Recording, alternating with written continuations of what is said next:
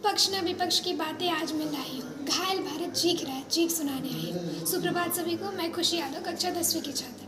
आज ये मानव अधिकारों के कारण इन आतंकियों के बंगलों की आकाओं की नाकफनी हंसती है और शहीद हुए हमारे जवान की आंगन की तुलसी रोती है। जब एक शहीद हुए जवान की विधवा की वेदना चीख चीख कर ये कहती है, प्यार भी भरपूर गया, मांग का सिंदूर गया, नन्हे नौनिहालों की लंगोटियाँ चली गई, छोटी छोटी बेटियाँ की चोटियाँ चली गई।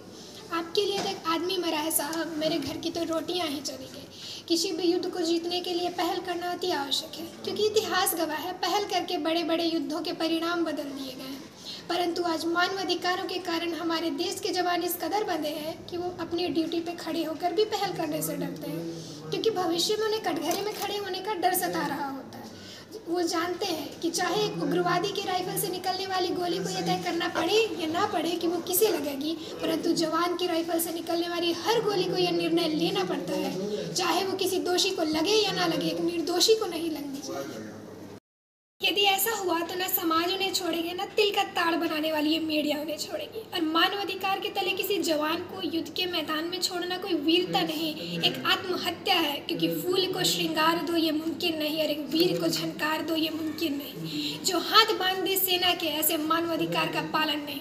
आज सत्यनिष्ठा के मार्ग पर चलते हुए भी हमारे देश के जवान इन आतंकवादियों से डरते हैं, क्योंकि वो जानते हैं कि उनकी राइफल से निकलने वाली गोली अगर टारगेट को हिट नहीं भी करेगी तो भी 400 मीटर तक जाएगी।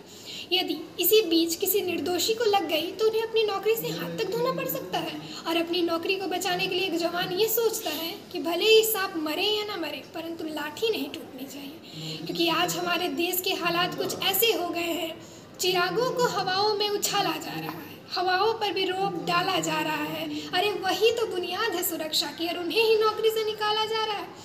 जब पुलवामा में 44 जवान शहीद हुए, छत्तीसगढ़ में 76 जवान शहीद हुए, तो कोई भी मानवाधिकार की दुहाई देने वाला एक आरक्षी के पक्ष में खड़ा नहीं हुआ। परंतु जेएनयू विश्वविद्यालय में एक देशद्रोही द्वारा भारत तेरे टुकड़े होंगे, अफजल हम शर्मिंदा या जैसे देशद्रोही नारे लगते हैं, तो सारे मानवाधिकार के नेता आकर उनके पक्ष में खड़े हो जाते हैं। और तभी तो क्या कहा था उस देशद्रोही ने, तुम एक अफजल को मारोगे, हर घर से अफजल निकलेगा। मैं भारत की बेटी ये ऐलान करती हूँ, उस घर में घुसकर मारेंगे जिस घर से अफजल निकलेगा, वो कोख नहीं पलने देंगे जिस कोख से अफजल निकलेगा। अंत में अपनी वाणी को विराम की ओर ले जाते हुए मैं बस इतना ही कहूँगी, सीमा पे लड़ा नहीं जाता चरखों से शोलों के आगे, रामायण पढ़ी नहीं जाती सीमा पे गोलों के आगे। धरती के घोर कुहासे को एक सूरज ही हर सकता है, क्योंकि आइटम बम से रक्षा केवल आइटम बम ही कर सकता है। जय हिंद, जय भारत।